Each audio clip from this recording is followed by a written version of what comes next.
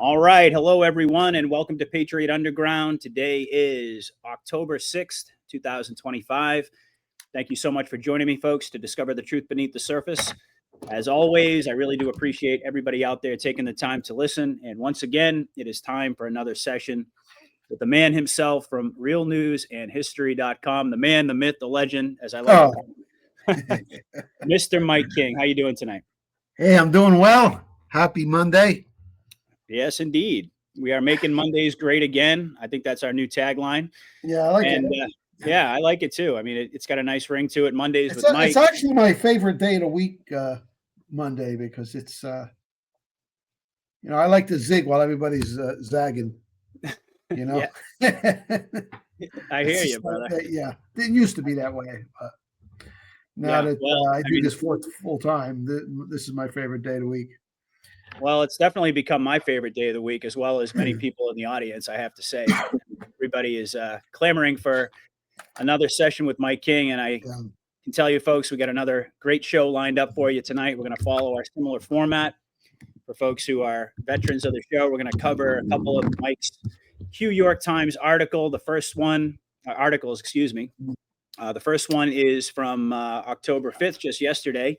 Fake Qreta with a Q. I'm not sure how you pronounce that. Qreta Thunberg is now a White Hat Operative. So this is Mike's going to give us a little bit of analysis on what he likes to call the twofer, right? The dual objectives of these reverse psyops that the White Hats continually run to basically get a double bonus, really, a twofer, killing the climate con and then basically rebranding her as a tool to further erode leftist opinion of Israel and Zionism in response to the wag the dog war in Gaza. So that's going to be the first article tonight.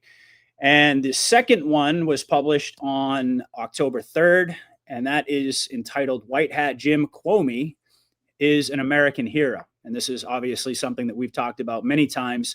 Mike's going to delve into the reasons and document all the reasons that he believes, and I agree, as do many other people out there, that Qomey has been a white hat deep cover operative all along, who not only swung the election back in 2016, but he also prompted the deep state to engage in the color revolution, I guess we would call it, sting operation by launching the Russiagate hoax. And of course, he's also going to explain how Qomey effectively brought down the ADL. So it's going to be a great show on that front. And then speaking of the ADL, in the history segment tonight, Mike's going to provide a deep dive into the Leo Frank case and the founding of this soft terror group known as the Anti-Defamation League. So hopefully you folks will enjoy. Make sure you hit that thumbs up button if you haven't done so already. And a little bit later in the show, we're going to tell you more about Mike's work. We're going to talk about his great website, my goodness. And we're also going to talk a little bit before we dive in about what's been going on in terms of the buildup to the Insurrection Act. So we had Pritzker come out and announce that not only are National Guard troops being mobilized into Chicago, but also that nobody consulted him about it or asked for his permission. So that's a signal that we have arrived at Article 10. That's something we've been talking about quite a bit. And also on that same front, we have a couple of clips of Brandon Johnson. So why don't we just go ahead and pull those up, and I'm going to get Mike to comment on what's been going on, the buildup to the Insurrection Act. So here's the first clip of Brandon Johnson talking about ice-free zones in Chicago. Here we go. And today we are signing an executive order aimed at reining in this out-of-control administration. The order establishes ice-free zones. That means that city property and unwilling private businesses will no longer serve as staging grounds for these raids. And today we are signing an executive. All right, so that was the first one. And then this is a bit of a longer clip where he's ratcheting up the rhetoric about civil war. Let's go ahead and watch this one. Hi, Mayor. Hi. I know you're going to talk about the Texas Guard, Illinois Guard, but can you give us a little bit about what your next steps could be to fight that? Well, look, our corporate counsel has been in constant communication with our Attorney General for several months now. And I just wanted to offer this up. A couple of years ago, I said very candidly that the right wing in this country wants a rematch of the Civil War. I want that to sit in right now, because the President of the United States of America has declared war on the people of Chicago and people across America. That's right. He's more interested in giving billions of dollars to other nations, while farmers in urban cities around this country are literally being destabilized. And so whether it's the legal system, whether it's through executive order, or whether it's through the brave women and men who are serving as rapid responders. We literally have people who are volunteering in this city, on the southwest side, the northwest side, all over this city, to make sure that we're protecting children from being separated from their families. And we're talking about volunteers who are literally putting themselves at risk of being shot and killed by the federal government. And so whether it's the legal system, whether it's our continuous struggle for liberation through organizing, and whether it's through executive action, or whether it's through law, it would be nice if we actually had lawmakers in Washington that would actually hold this president accountable. And if they won't do it, then the city of Chicago will, using every single tool that's available to us. Okay, so there was Brandon Johnson. And then just a little while ago, President Trump in the Oval Office was asked about the Insurrection Act yet again. This is what he had to say. Over a weekend. What? The Insurrection Act, under what conditions or terms would you? Well, I'd do it if it was necessary. So far, it hasn't been necessary, but we have an Insurrection Act for a reason. If I had to enact it, I'd do that. If people were being killed and courts were holding us up, or governors or mayors were holding us up, sure, I'd do that. I mean, I want to make sure that people aren't killed. We have to make sure that our cities are safe. And then, just to put an exclamation point on it, Mike, rapid response, which of course is a White House, or I should say White Hat channel, put out this footage of Antifa and what's going on in Portland right now in this scripted movie. Let's take a look at this.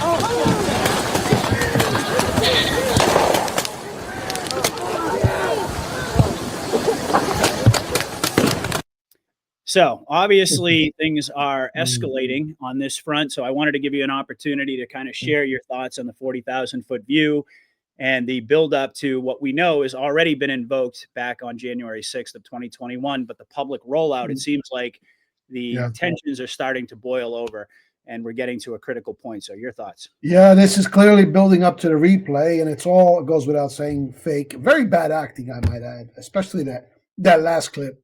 Yep. Watch it. Everyone's standing there going, nobody's doing anything. There's no conflict there. And the one guy, the hoodie on the back, it said "Fight Fascism." Yep. That's central casting. That's fake. This mayor is fake. I don't know if he's put under submission or if it's a total imposter, whatever. But it's clearly fake, and you could just see by the way that the reporters asked the questions and the responses.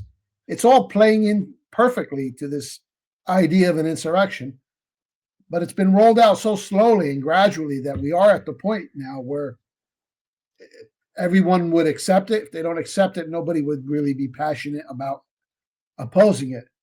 Yep. So this whole process of you can't tell people, you have to show them, it's time consuming. It took 2 years, almost exactly 2 years tomorrow, to get Israel to this point where it's an international pariah. Netanyahu's about as popular as a skunk at a dinner party. It took 2 years, and the same with this Insurrection Act. But now here we are. So we're close.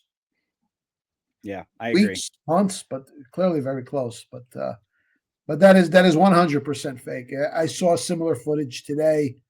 I caught a bit of Fox News on the telly, and I mean, normies won't they won't think it's staged. It kind of looks real. I saw images today of people throwing rocks at an armored vehicle. Hmm. What's that going to do? Right. Who's going to throw rocks at National Guardsmen and armored vehicles? But Antifa is long gone, long out of business. That's also a replay. The recent classification of Antifa as a terrorist organization, that's a replay. That was done years ago. Yep. And you can see how they're playing right into that narrative, right? Yeah.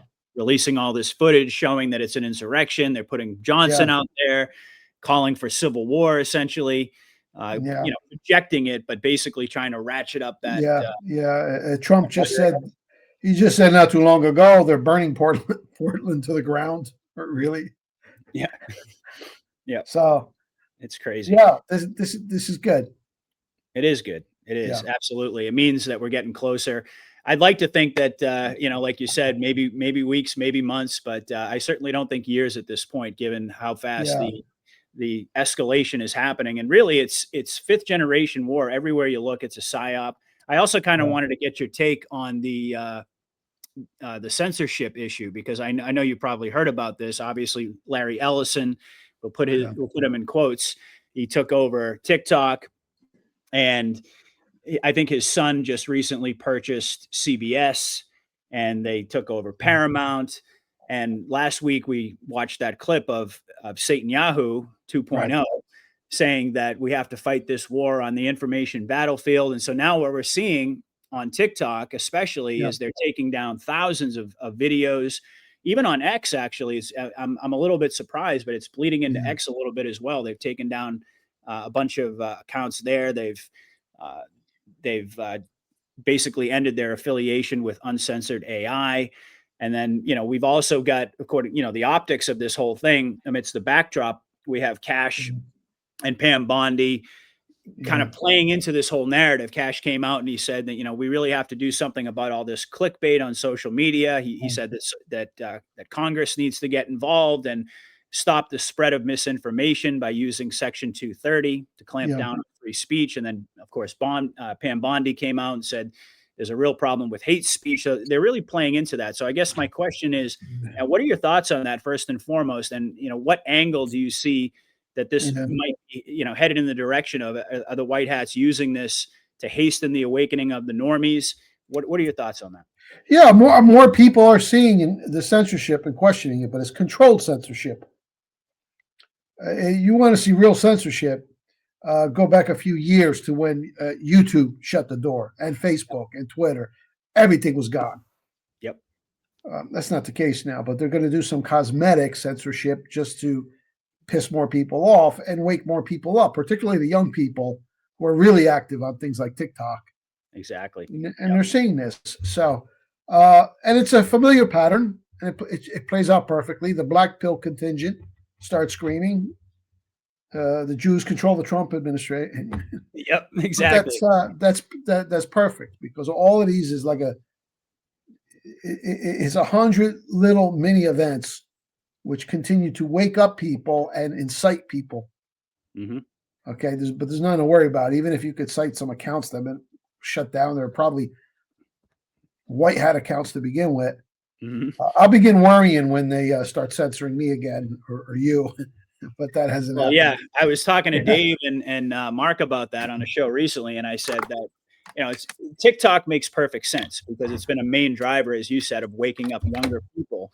And these are, the main demographic on TikTok. They weren't even really active. I don't think most of them probably weren't even old enough to be censored on the last, last round where it was real censorship, where they shut the door on everybody. But this is Gen Z, the 18 to 25 demographic. This is really going to open their eyes. So that makes a lot of sense. And to a certain degree, I guess you could say X kind of. But if it really bleeds into X and then onto Rumble, then I think we might have something to be concerned about there. But I agree, and I don't think we're going to see that happen. Yeah. Yeah, I think the White Hats are doing everything they can to actually push all of the Q stuff and the algorithms anyway. Yeah. You look at the leaderboard on Rumble, and it's like all Q videos. Yeah. Yeah. I would be absolutely stunned. I don't think it's going to go in that direction at all. So yeah, very exciting. Lots of stuff going on. So why don't we go ahead and talk a little bit about Qreta? How do you say that? I guess you could say Qreta. Qreta. Let's call her with a Qreta. Q. Let's talk a Yeah. little bit about Qreta. Yeah, And- tonight we're going to talk about Qreta and Qomey. Yeah, Qomey's a little bit easier. That rolls Yeah. off the tongue a little bit better. All right. So Qreta. let's talk about this 2.0 right here. Here she is. This little Swedish she-devil.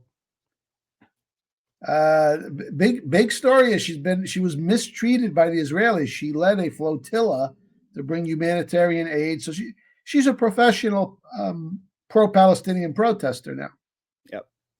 And the story goes, she was detained in a cell infested with bed bugs. So there's a pair of nice headlines. New York Times: Israel intercepts the boats headed to Gaza with humanitarian aid. And once again, a very bad look for Israel. You're stopping boats bringing humanitarian aid. Thank you, Q York Times. The Q York Post, just as good these days. Qreta Thunberg being held in bed bug infested cell in Israel. And she was made to sit for long periods of time on hard surfaces. But there she is, all in her Palestinian getup. And boy, has her face changed in just a few years. Totally different, unrecognizable, I would say, because it's not her. Okay, this is a little Antifa monster. And we know that the recent declaration of Antifa as a terrorist organization, and Trump said we even need to look at it internationally. We know this is replay. And there's an image, I should have included it in this presentation if I neglected to, but there is an image you can find of Qreta and her parents wearing T-shirts, anti-fascist all-stars, they call themselves. So they're Antifa by their own admission. But it's clearly a corrupt organization. Those global warming protests that she led every Friday where all the kids would come out of school, she was a big thing for a number of years. Yeah. But she's out of the picture. She turned 18, so there's no hiding behind the age. I don't know if she's been executed or not, but certainly she's been removed from the playing field. That's for sure. Yep. It doesn't look like her at all, and we'll get into this more of why I am absolutely convinced of this fact. All right. So now with Qreta, the White Hats got another twofer out of this deal. The Q operation killed the climate con, which is dead. The climate change hoax is dead. The EPA has been gutted. Paris Climate Accord is dead. European countries are now turning their backs on it. Wind, solar, I mean, it's over. And a lot of people fail to appreciate the importance of that. So I've always said the climate change hoax in and of itself had the potential to drive us into a one world government by the back door, with the control over private industry and even private citizens that they could have obtained through this climate regime, this zero net emissions. It was so dangerous. I did a whole book on the subject, Climate Boogeyman. It's part of my PDF package too. So it's so dangerous, but it's not appreciated because it was rolled out over the course of so many years. But Trump and the White Hats, they killed the climate con. And Qreta years ago announced all of a sudden that she's no longer going to be active or doing this full time. She kind of resigned from climate change. Yep.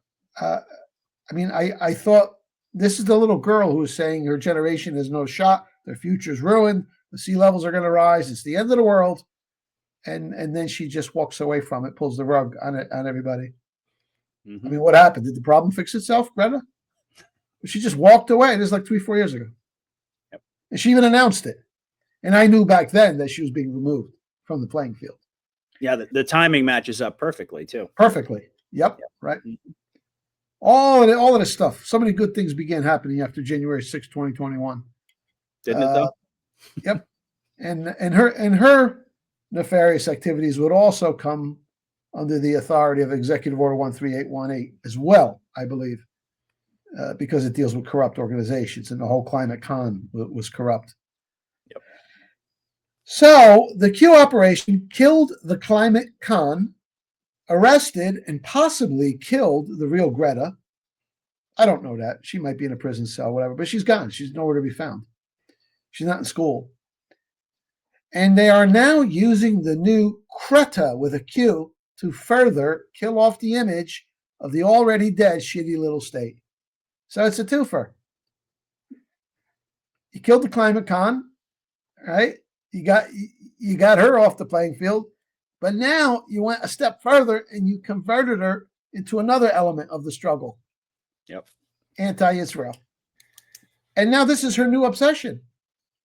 It's gone from climate change to free Palestine, Israel bad. Yep. A twofer. And isn't it interesting, because those were two of the big leftist cause celebs, first it was the climate con, and then it was, free Palestine and this whole thing. So they're using her to basically destroy both of those. Yeah, right. Because she's a holy icon of the left. Yep. So she's a big player now in leading, or being one of the leaders of the pincer attack on Israel that's coming from the left. And then on the right, you got your Tucker Carlson, your Candace Owens, Margie Taylor Greene, Matt Gaetz, and that's growing. Yep, sure is. So if the two ends are against Israel, the center's not going to hold either. Yep. So it's a twofer. Beautiful move.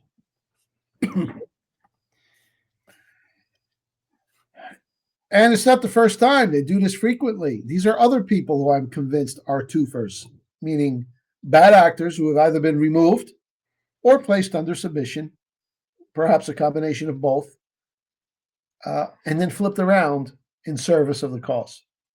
Elon Musk, the most significant one, far and away. They took him, they took his giant name and his money. Took his money and bought Twitter and let us all back on. I mean, what a move.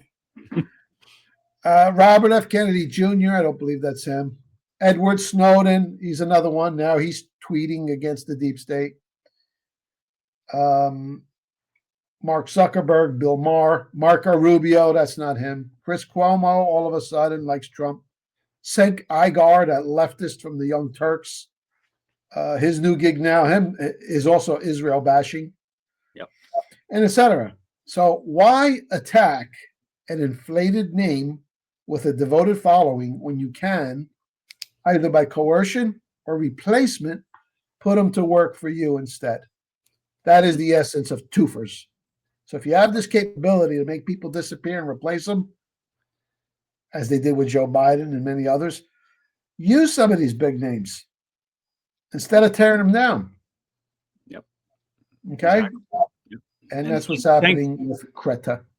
Yeah, they've got Cenk Uygur questioning 9/11 now, too. Oh, is he? Wow. Oh, yeah. Yep.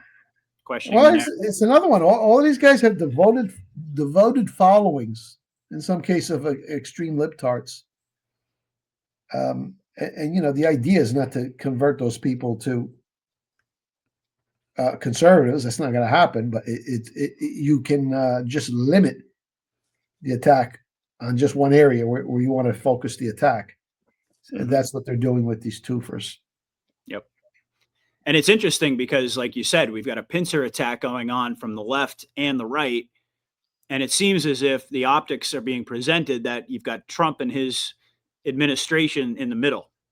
And, it's like, I keep wondering how they're going to maneuver that, how they're going to script that, where there's going to be a pivot and all of a sudden they're all going to turn on Israel. Well, we may, emphasis on the word may, we may have been given a hint on that over the weekend when Trump truthed an image of what supposedly is a major demonstration in Israel. Now or never. Yep. So now if you create the illusion of everyone in Israel wants a peace deal and Trump wants the peace deal and the Arab nations wants a peace deal, what happens if Bibi mucks it all up? Mm-hmm. Especially considering that if they do have piece, at least Yeah. on the surface, that would mean that his corruption trial would continue. Yeah. Because that was part of the whole premise of the 10-7 fake false Yeah. flag, was Yeah. to gin up a war so that Yeah. Netanyahu could stay in power. Yeah. So I think you're right. I think it's going to be kind of a Yeah. combination. And think of how powerful that would be if Trump gets to the point where he washes his hands of Israel. Because as we all know, he's Israel's #1 fan. Yep. So if he pulls the rug out, that's catastrophic. Yep. Coming Well, that's from all him. it takes. I mean, if Trump does, they're all the rest of them are going to fall in line. It's over. Yeah. You cannot withstand this pressure coming from both ends.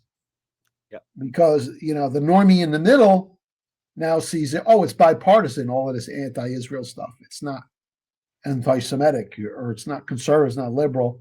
So the center's not going to hold either. Mhm. So I agree.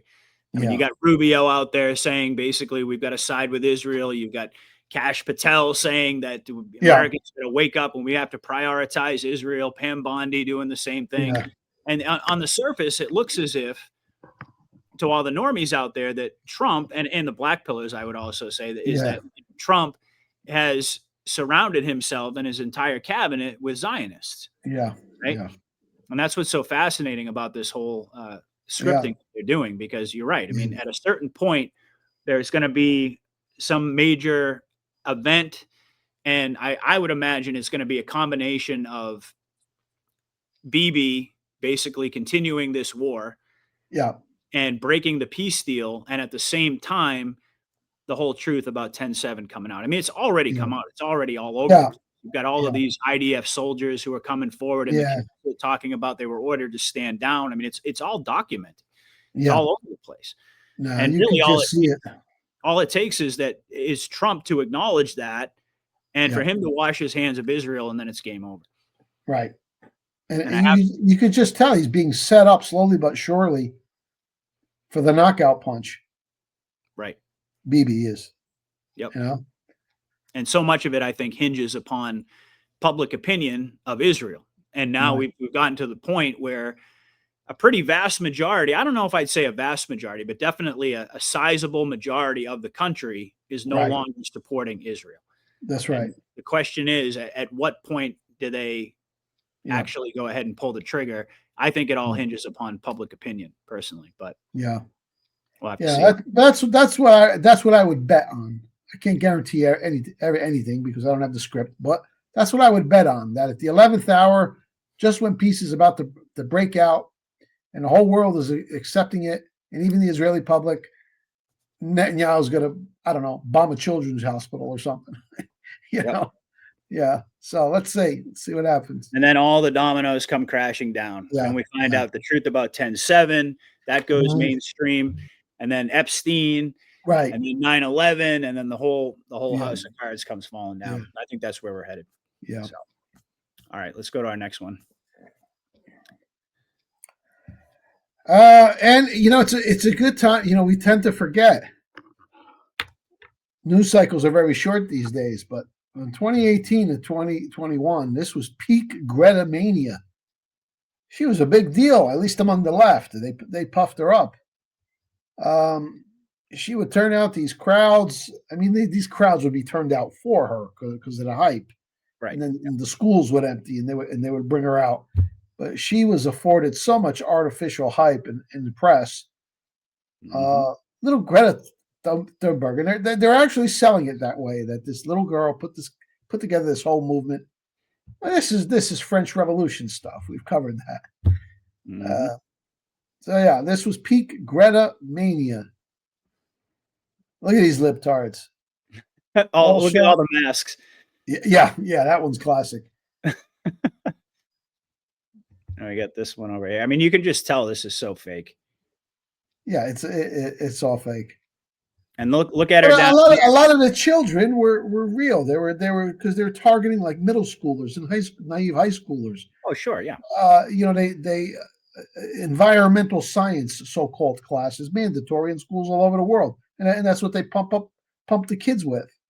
Years ago when I wrote Climate Boogeyman as a promotion, I had my listeners help me gather up emails of science teachers in high schools and middle schools. And I ended up with like 2,000 science teachers. And I sent them a blast email, very, very polite, cordial, non-threatening, inviting them to have a look at the book, Climate Boogeyman, perhaps some of the information. You know, it wasn't like, you know, hardcore flame throwing at all. And I received so much hate from these science teachers. You know, haven't you seen the hurricane? Oh, God. Yep. I'm like, these people are teaching our kids. It's scary. I know. There was one who was a science teacher at a private Christian school. So not surprisingly, he ordered like 20 books. Oh, really? So yeah, Nice. but that's what's being taught to the kids. So that element of this was real, as far as like the mass following that they were Oh, yeah. for her among all of these children, millions worldwide. That was going to be a big problem. Then these kids would grow up, and they'd be the next generation of climate activists. So this was a major operation. I call it Qreta Thunberg Incorporated. Yep. 2019 Time Magazine Person of the Year. There you go. Yet again. Again, you know my rule. That tells you everything right there about the individual. That and the Nobel Peace Prize. She didn't get that, but I think she was nominated. And then you got her there doing the There's your one-eyed ball. Yep. Yep. The little Satanist wench. Mm-hmm. You ought to see her parents. What a pair of beauties they are. Oh, yeah. They would have to be, right? Yeah. I mean, they really did a number on this child. They're like hardcore leftists. So you tell they manufactured this little demonic child. Yep. GQ magazine. And you remember when she burst on the scene at the UN? How dare you? Yeah. I should be in school. I should not have to be doing this. It was so absurd. But you're right, though. I mean, nobody's even talking about the whole climate stuff anymore. It's completely dead. It's gone. Completely dead. They were pushing it hard. This was their final push. Yep. The Paris, especially after Trump took us out of Paris Climate Accord, you know, they wanted to reverse that. That for them was almost as bad as that time when the so-called isolationists blocked U.S. entry into the League of Nations. You know, they were really pissed at Trump for that. Yep. And that's really about the time that they rolled out this character to counter Trump. Mm-hmm. But it was quite an operation. Peak Greta mania, 2018 to 2021. And then what happened in 2021? The insurrection. And then all of a sudden in 21, I think it might have been late 21 or 22. She just announced, I'm not doing this no more, essentially. Yeah. The world was saved, I guess. There's no more climate crisis. Well, exactly. And, you know, they had this whole climate con linked up to the digital IDs that they were going to roll out. Yeah. And we're still seeing the optics of that, right? But it was very interesting. I saw a post that, guess how many countries have rolled out the digital ID initiative over the past several months? I don't know. 17. Oh, really? Yeah. Yeah. So, you know, you just have to keep looking for those signals. They're telling us, you know, this is all a movie, right? Not just in the U.S. It's all over the world that they're running this operation.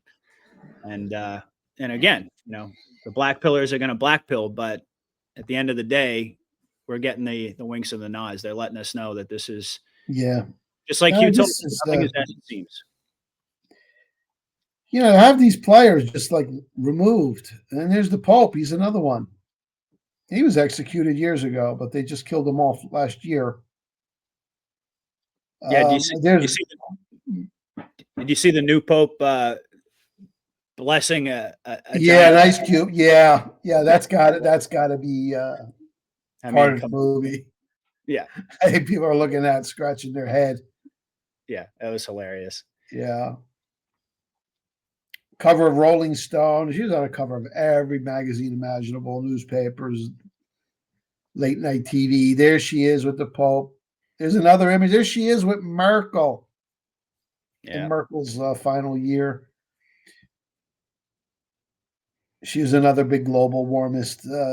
Germany suffered greatly under this environmental green regime.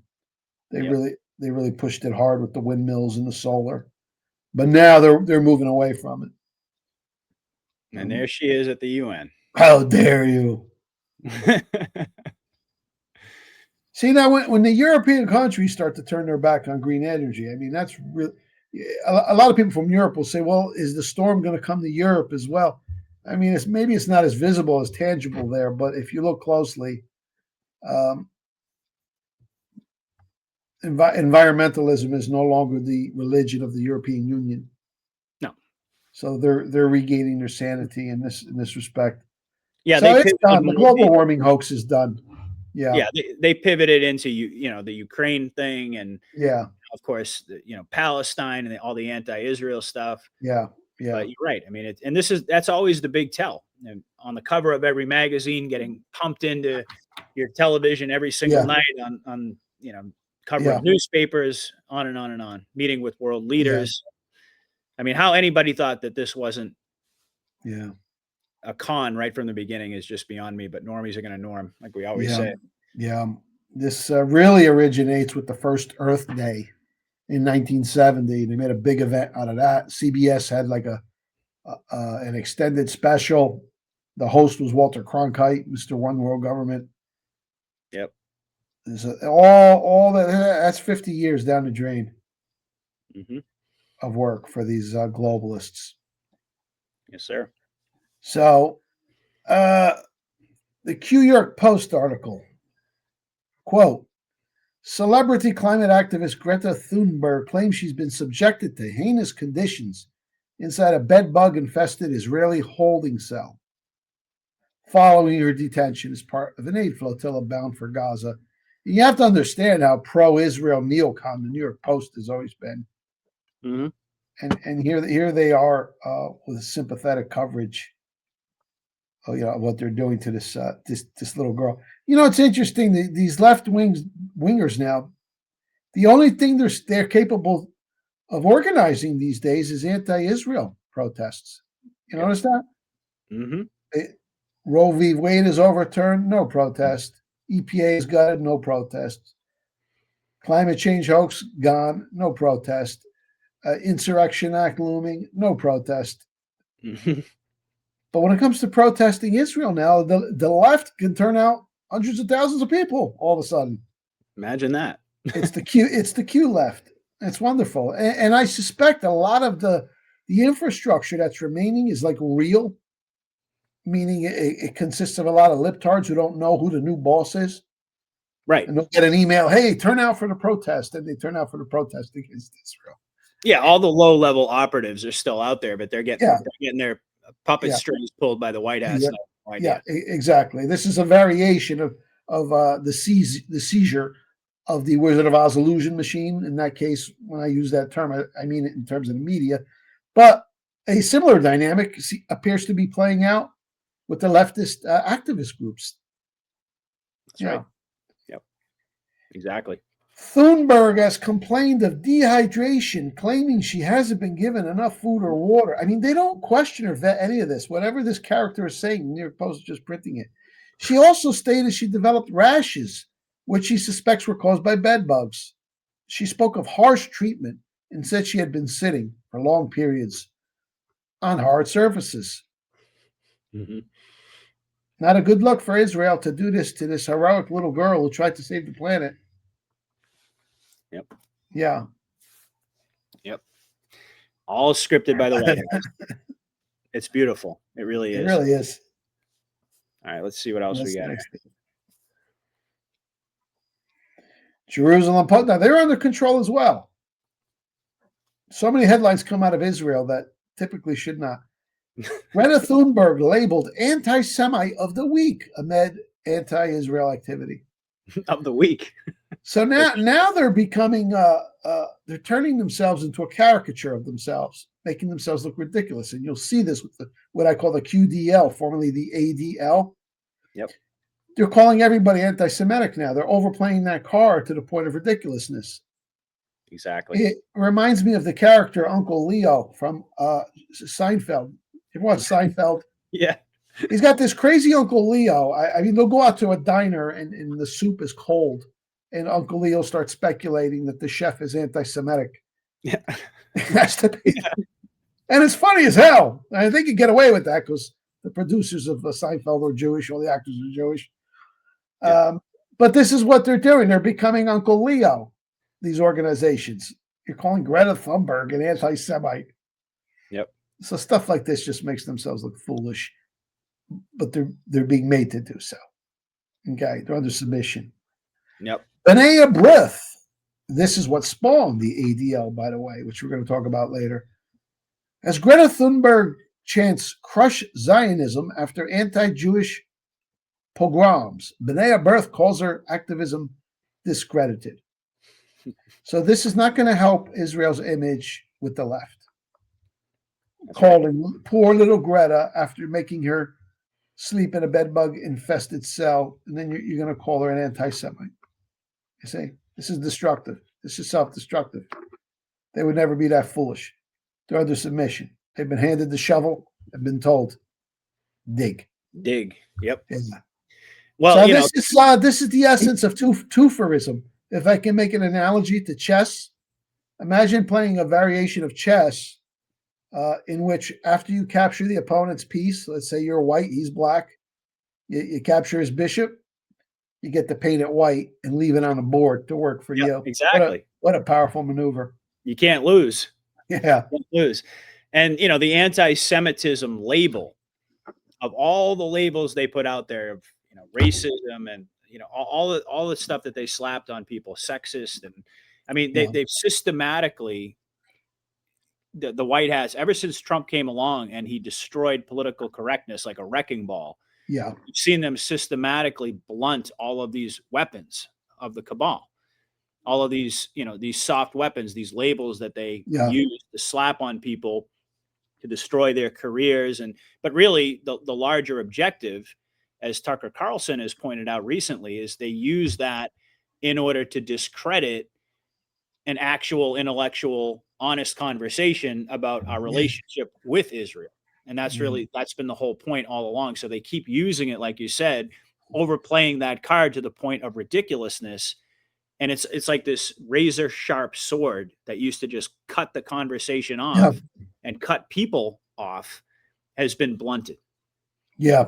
They continue to just, it's like, you use a sword so much, after a while, it's not going to be sharp anymore. And that's really what they're doing. They just keep banging it and banging it and banging it.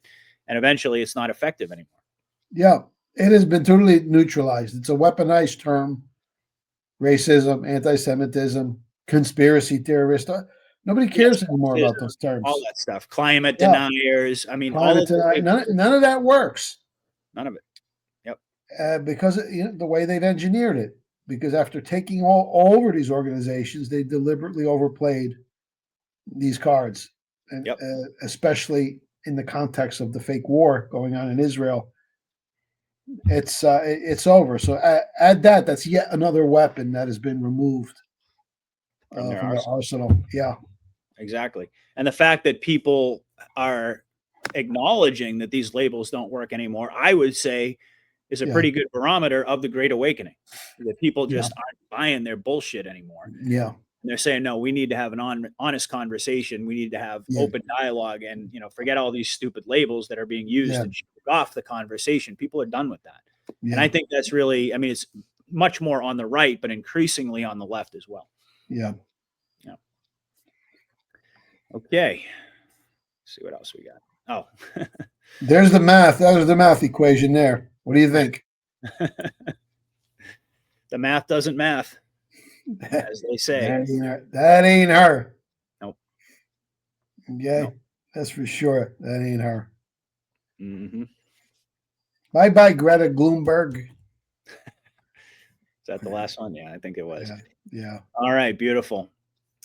Yep. So there we have it, folks.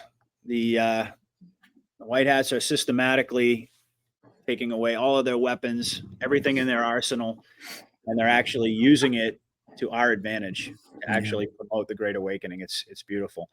So let's talk a little bit about James Qomey. As I said, this is a guy who Mike and I have discussed for on many different occasions, talking about him as a White Hat. And as I've said, the first time you brought that to my attention, it was a real eye opener for me. I remember it was one of our early episodes. We were talking about some of the few drops, and you're like, "No, I'm pretty sure Jim Qomey's a White Hat." And like I said, we're going to get into all the reasons for that. Mike's going to prove essentially that he was and has always been a deep cover operative for White Hat. So let's go ahead and dive into that one. Oh, I thought I had switched it. Here we go. Jim Qomey. Well, there's a headline. I call him an American hero. And there's a headline from the Times. Trump and Comey, an escalating conflict with no off-ramp. The years-long face-off between Donald Trump and James Comey amounts to a case study about a president grew even more emboldened to carry out his revenge agenda. Now, how many times have we seen Trump go to war with somebody when you know they're on the same team? He's just providing him protective cover. Yep. So when Trump attacks somebody, it's not necessarily what it seems. Sometimes it is. Sometimes it's an enemy. Other times it's to give that person protective cover, quote unquote, street cred, such as Jeff Sessions, who Trump said it was the worst mistake he ever made, right? And then Jeff Sessions on his way out the door, he shuts down and raids Epstein's Island. Cleaned out so many deep staters at the FBI and CIA. The whole time Trump is saying he's no good. Yep. Jeff Sessions went through the deep state like a Grim Reaper. Okay. Sure did. And Q told us, trust Sessions. But that is how Trump was able to conceal that. And he had another fake feud with Ron DeSantis, which was orchestrated for the purpose of smoking out the people who were not loyal to him. He broke up with Elon Musk, and now they're back together again. So he's known for doing this. But the Comey one is particularly confusing to some because Q has attacked Comey relentlessly. Oh, yeah. Well. I mean, Q said, trust Ray, trust Kansas, presumably Mike Pompeo, trust Sessions. Never said trust Comey. Nope. Attacked Comey viciously. But Q did say this information is necessary. Yep. So you better believe the deep state was reading the Q boards as well. So they see Q giving additional street cred to Comey.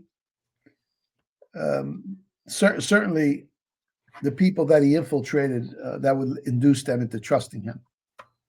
Yeah, and you can make the argument that there was probably nobody more important to give cover to than Comey, given the objectives of his role in this operation. That's right. I don't think there's anybody who needed it more. That's right. I mean, you could maybe make a case for Bob He was Mueller. an FBI director, and that overlapped into the first few months of the Trump administration, which is when he did some of his best work. But he did a lot of penetration and damage while he was FBI director under Obama as a Republican. Yep. Sure did. All right. From the article, Mr. Comey's decision in the campaign's closing days, campaign 2016, to publicly reopen an inquiry into Mrs. Clinton's use of a private email server was a choice that Democrats assailed and blamed for her defeat. Yep. Now, they never said this in the old New York Times, but they're telling you right here in the Q York Times what I've been saying all along, that he sunk her campaign on the eve of the election. It's telling you right there. And many Democrats, at least privately, they did blame him for that. What Comey did, and this was, I believe, the Friday or the Saturday before the election. And this was a major event, one of the major events of the last 100 years. I mean, you remember how big 2016 was. You had the two giants, Trump and Clinton, and it's a presidential election. It's one of those moments in history where almost everybody is political for a time. Now, the Trump people, they're locked in. The Hillary people, they're locked in. The deciding factor in the election is going to be that chunk of people in between or who don't know, the fence sitters. Yep. And here you have just 3 days before the election, sends a letter to Congress. He holds a big press conference that he didn't have to have, but he held it anyway. And he really proceeded to trash Hillary Clinton for an hour straight. She did this, she did that, did this, did that, did that. At the end, he says that nothing rises to the level of criminal activity. Yep. He didn't do her any favors.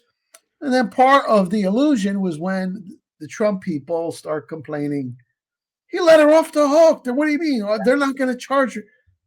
couldn't charge her just before election. That would have backfired. It would have seemed so political, especially because Comey's a Republican. So instead, he read this whole laundry list of Hillary Clinton misdeeds, and that is what sunk her.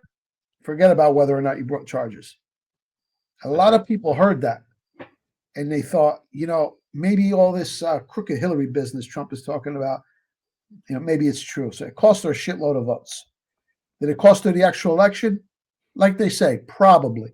It was a devastating blow. That headline there, that's from Nate Silver. He's one of the left-wing pollster gurus. Says the Comey letter probably cost Clinton the election. So why won't the media admit as much? This was back in 2016. He wrote this.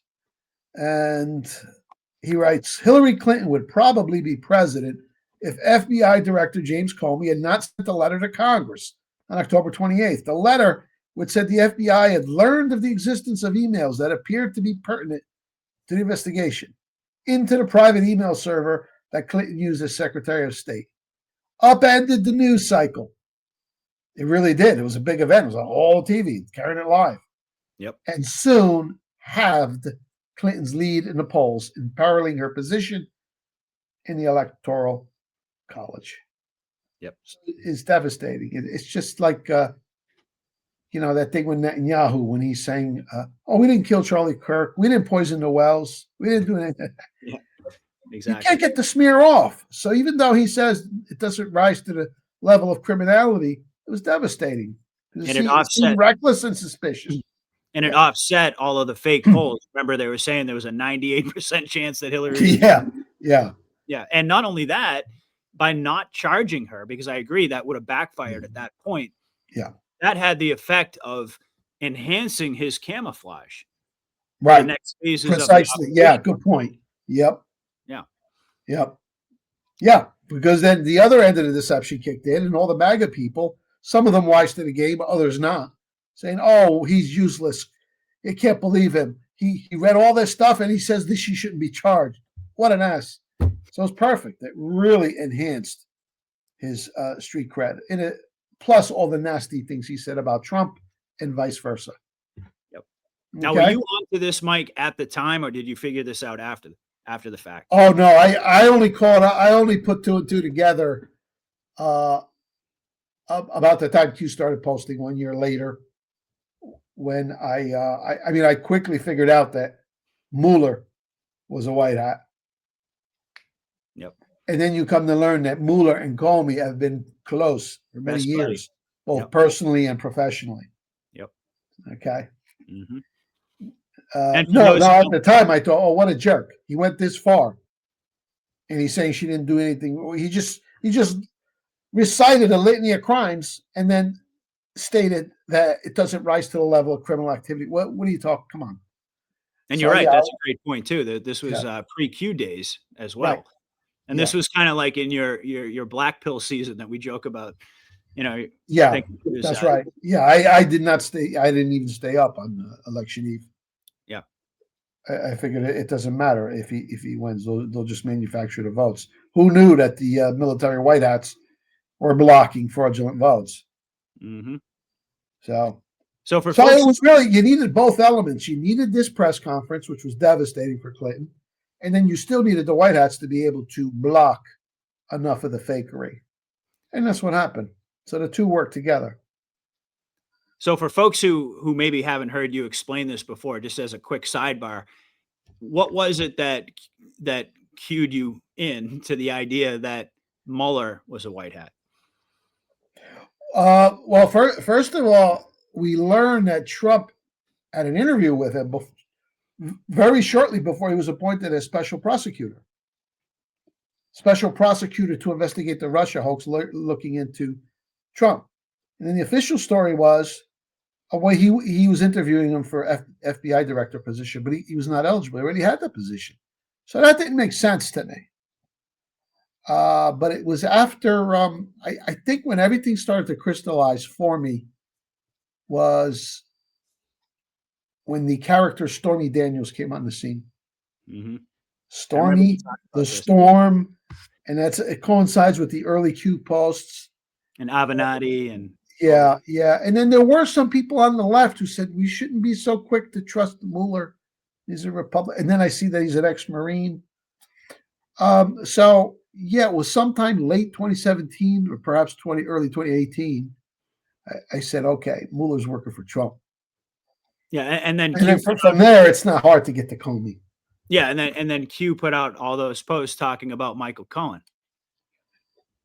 Yeah, that's right. And actually, Q tells us, well, he doesn't tell us. He throws out one of those what ifs type that he asked a rhetorical question, which is his way of stating the fact. Q said, isn't it strange that Trump interviewed Comey for FBI position? He's not. So Q told us that Mueller's a white hat. Yep. A little bit cryptically, but now in hindsight, it's unmistakable. Yep. And how do you inject evidence legally? Staged raid? Yeah. Question mark. Right. And then a few months in, what happens? Who gets taken down as a result of something tangential which came out of the Mueller investigation? Tony Podesta, mega pervert monster. He was forced to step down from his lobbying firm. Then the lobbying firm shut down. He's probably executed by now. But I thought Mueller was out to get Trump, and here he is taking down Big Tony, one of the biggest men in D.C. Mm-hmm. So, all right. So Mueller was comparatively easy because Q actually kind of told us. But nonetheless, once you figure out Mueller, it's a hop, skip, and a jump to Comey because the two were close, personally and professionally. And Trump even told us that. He says, I'm very worried about this close friendship between those two characters. Yeah. Yeah. Yeah. Oh, beautiful. It's so beautiful to go back and look at all this stuff in retrospect, things you didn't understand back in 2017, 2018. That make perfect sense now. Yeah. But Comey, to me, is particularly heroic because, all of these other characters are bringing hatred onto themselves. They're either under submission or they're wearing masks. But here's a real guy who's taking one for the team. He's pretty much hated by the left and right now. Okay. Yep. But he was also active in the Southern District of New York. Mm-hmm. I would bet money that he's one of the handful of people who've seen the horrors that is on that Anthony Weiner laptop. What did Q tell us? Those who know cannot sleep, right? Right. Yeah, I'm almost certain that Comey is on that sleepless list after seeing things that like Frazzle Drip, for example. Oh yeah. Yeah. Oh yeah. And this, of course, was the Q drop that explained the Southern District, right? Oh yeah, SDNY all over the Q drops. Yep. Yep. Mentions Weiner, the Clinton Foundation, Epstein, Ukraine. Just ties it all together. And Comey's daughter now works at the Southern District. That's right. Okay. All right, let me bring back our slides here. There we go. So there he is on the left, absolutely eviscerating Hillary Clinton, sinking her campaign. Never, ever, ever forget that. Don't tell me he didn't know what he was doing. And then once she recovered, it is said that she went into deep depression and was hysterical and cursing people out. Then she resurfaced, and her and Bill, she's wearing a violet lapel in a shirt. And look at Clinton's tie, the violet. That's a calm. They're getting ready to launch Color Revolution. Yeah. Okay. Now, who's at the center? Who's part of this Color Revolution with the Russia stuff? Comey. Comey went to Trump to say, "Oh, there's these allegations," sir, to let him know. So clearly, he's interfacing with these people because the Russia thing was set up. And they jumped all over it. They said, "Oh, we got something here." They knew it was fake, whatever it was. And this is what got these people taken out early. In my opinion, I think these people were executed early because of the Russia hoax. Hillary, Obama, McCain. We know that one. That's an easy one. Yep. McCain actually personally walked the file from the Senate to the DOJ or the FBI. Okay. Yep. So again, there he is, deep state cover. He's in there giving some degree of credibility to it, Hmm. which further enhanced his deep state credentials. Yep. He's got all the goods on these people because they thought he was one of them. Let me ask you a question. Do you think that, the famous video of Hillary where she, after the 9/11 memorial, and they basically drag her into the van, and then Yeah. it was before the election. A lot of people think Yeah. that they took her out at that point and we never saw the real one after that. What are your Yeah. thoughts? No, I don't believe that. We definitely saw the real one because we saw her at the Al Smith dinner and the debates. What we saw that day, what emerged later, was not her, though. Right. Exactly. I don't know what that event meant. I don't know if that was some kind of calm from the White Hats to the Black. I don't know. But even the way she fell forward, it looked fake. It looked like a mannequin. She got sick, and then, but she reemerged later that afternoon. I think they were saying she was leaving Chelsea's apartment. It didn't look like her. But then subsequent Hillary's did. Mm. I have no idea what that very bizarre event Yeah, I've often wondered was. about that. Yeah. Yeah. But the real one emerged after, I guess, is the point. yeah, oh yeah, but because the one that we saw later that afternoon was a different looking Hillary. Yeah, she But was much shorter. The subsequent Hillarys were the real Hillary, and even that van, that wasn't. It didn't seem like a real body. It seemed like a mannequin. I don't know. I've never figured out that event if it was some kind of calm. Yeah. Maybe the White Hats detained her for a while. I don't know. Yeah. But I know the one that resurfaced later on was real because I would have that same allergic reaction. I'm allergic to satanic people and gaslighters. Yeah. Yeah, but that was a very bizarre event. No, I think she disappeared probably about the same time as McCain. As a matter of fact, they were wearing the ankle boot when Q came out and made the early posts. Q's first posts were October 2017. Said Hillary Clinton has been arrested, and later on clarifies has been detained. That moment in time, both Hillary and McCain were spotted with the ankle monitor. Mm. Or Maybe they had braces on. They had she fell down the. Remember that story? They said she fell down the steps, broke a toe, so she's wearing an ankle boot. Yeah, right. McCain switched from left to right. So I think it was late 2017 when they were really being interrogated, detained, and then executed sometime in 2018. Yeah, that's a mystery. Maybe they took her into custody for a little while and let her go and gave her some... that thing that was pushed into the van didn't seem human to me. I mean, it certainly looked like her when she was walking up to the van, but I agree. Like when she kind of collapsed, they just sort of like tossed her in there and closed the door. I don't know. And it looked like because people say that it looked like when they opened up the door of the van, was exactly when she kind of collapsed, that she saw something or she saw someone or getting arrested or something along those lines. But maybe she had some kind of illness and had be taken, and but they needed to cover her up that she's in poor health. Yeah, it's just weird. But the one that emerged later on at the debate at the Al Smith dinner, now that was her. Yeah, and then even after when she came out with that, we have to unify speech with Bill Clinton. Yeah, right. Yeah. Don't know what that is, but there they are. These guys go way back. These are lawmen. And we're going to get into a little story that show just how deep their ties are, and how nonpartisan they both appear to be. Okay. He's a big dude, 6'8". Yeah, he is. Okay, more clues. Kash Patel cuts FBI ties with the Anti-Defamation League. This is big because they've had a relationship of communication and collaboration dating back to 1940. ADL was a mighty, fearsome institution.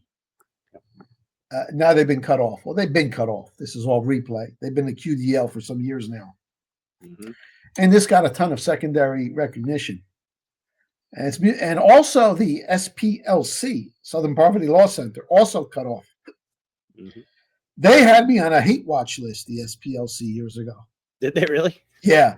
And the ADL, they got my book, The Bad War, the story of World War II, kicked off of Amazon. You still get it at realnewsandhistory.com now. Badges of honor, Mike. What's that? I said, Oh, yeah, it is. like war medal. Yeah. Although I have to say, a little bit unsettling years ago when I realized that I was in their crosshairs. I can imagine. But that's life now. But, it's interesting. Nobody bothers me now. I used to get hate mail all the time from nasty Marxists and Zionists. I haven't in years now. The only people that badger me are the black pillars. It's interesting. Yeah.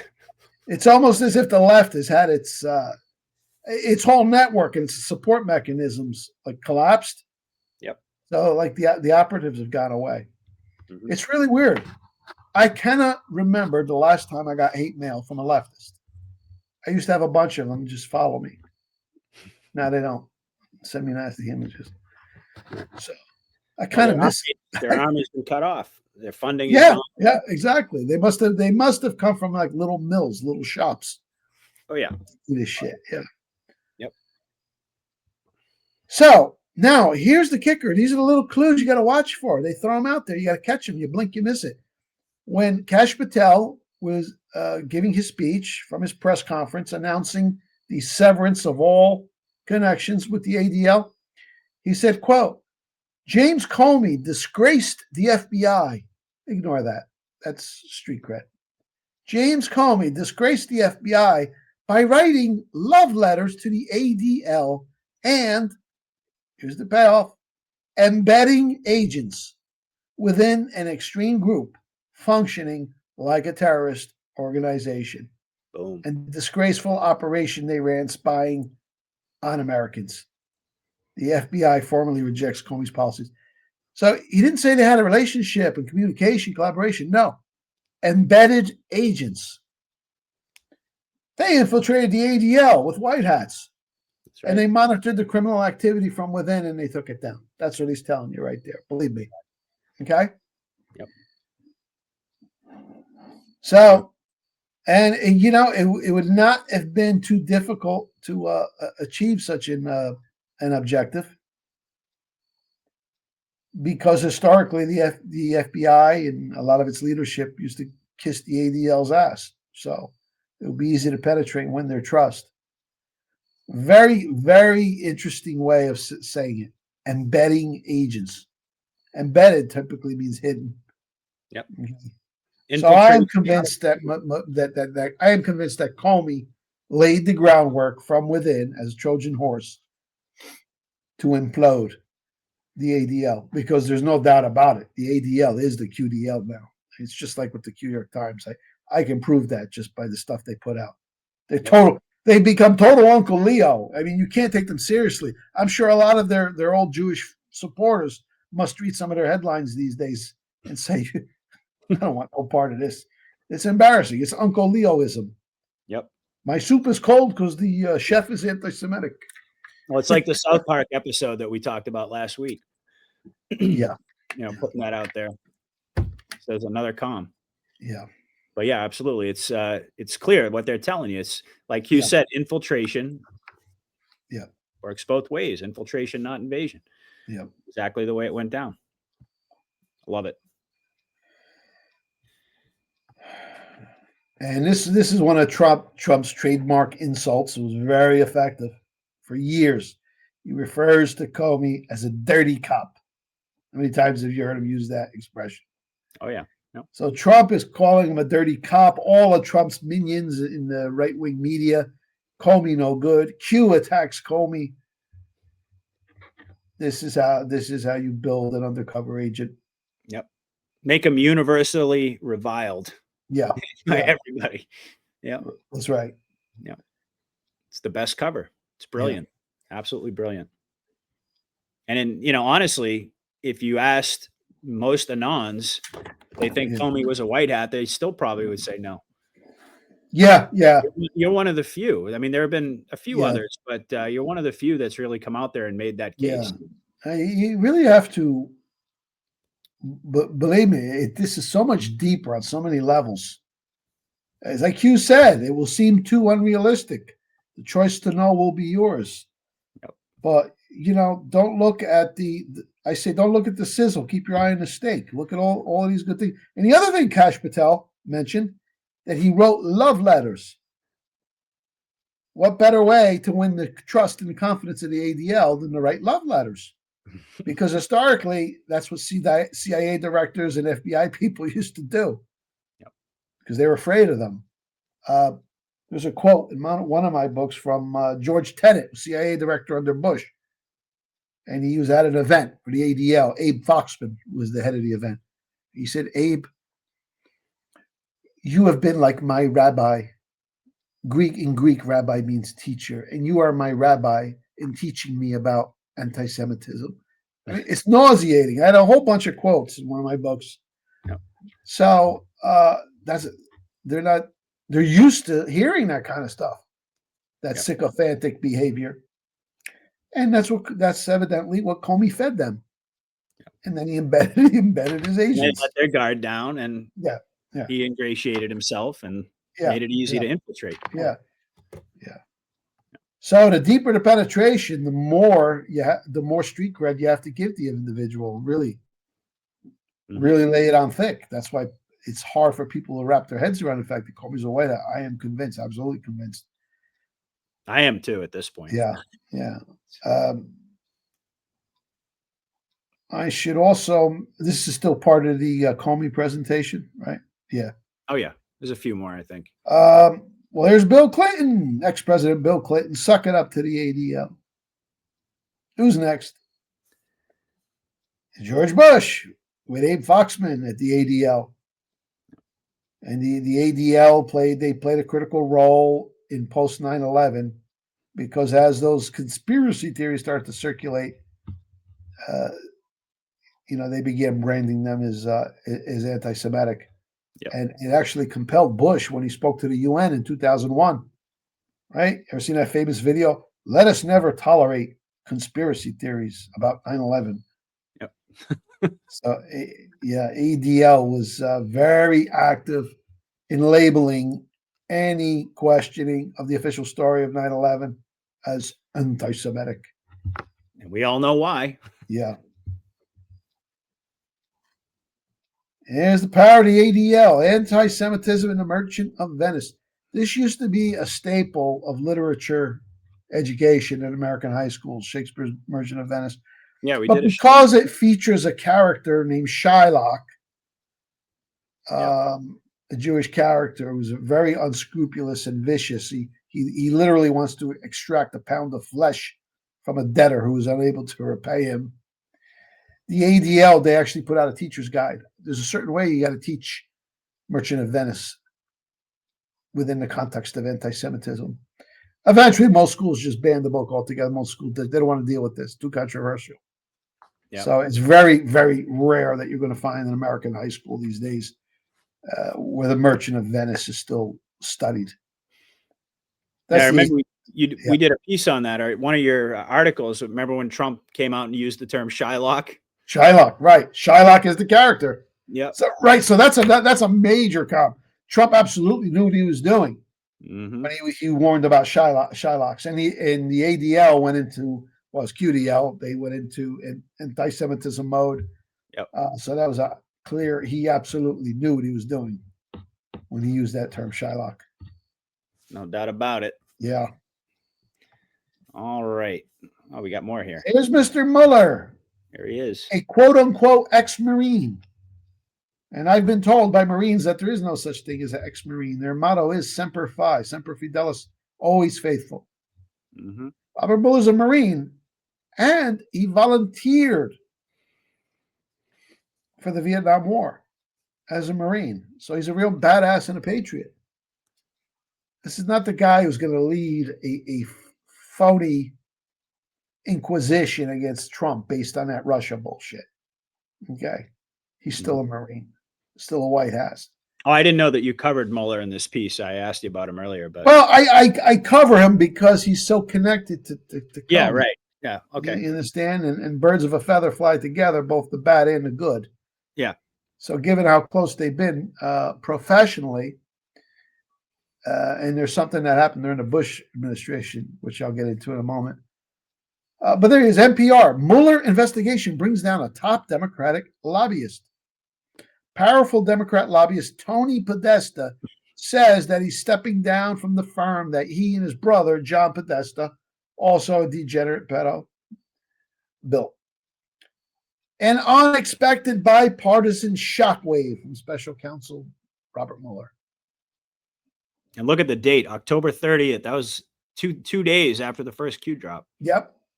It was early on. It was, and this was the main fruit of the investigation. And then a year or so, even more later, comes out and he gives that stuttering, stammering performance. We didn't find anything. Trump's clean. Yeah. But he took that Tony Podesta. Yes, And God only knows how much damaging data was obtained through the various subpoenas and the raids, for example, and then funneled into other investigations. How do you inject information legally? Well, this is how. Okay, Stormy Daniels came out of this, and Michael Avenatti, White Hat, raided. Michael Cohen, Trump's lawyer, White Hat, raided. Every one of these people viciously attacked by Trump. Mm-hmm. You know, when Trump goes over the top on somebody, that's a main indicator that's a White Hat. It's an op. The regular scumbags will just attack them on a low level. The ones he really goes out of their way to get, he's given a protective cover. Oh, he played these people. It was so bad at one point. Chuck Schumer, the real Chuck Schumer, actually took to the Senate floor to threaten Trump that if you harm Jeff Sessions, if you fire Jeff Sessions, we're going to investigate you. Mm-hmm. Okay, I guess I'm stuck with him. It's Brer Rabbit stuff, you know. Yep. These people really are stupid, like Q said. Or maybe they're not so much stupid, but they've never gotten a taste of their own medicine. They've always been the one doing the gaslighting. I don't think when finally there was a force doing it to them, I don't think they were able to appreciate it or even believe it. Well, they use their arrogance against them as a weapon. Yeah. Yep. And also, I would say too, it's a testament to the genius of the plan of the operation as well, that it was able. I mean, this stuff fooled just about everybody at the time. They sure did. Yeah. I mean, even all the Mueller I caught on to earlier, but Comey's was a lot tougher because Q didn't attack Mueller, but Q was vicious on Comey. Q posted memes of Comey like in an orange jumpsuit in jail. You say James Comey treason over and over and over. Yeah. That's right. Yeah, with the Twin Towers. Yeah. Mm-hmm. So, yeah, you could believe when the deep state was reading the Q boards, and I'm sure they were, that had to be very convincing to them. Brilliant. Absolutely brilliant. Oh, I love it.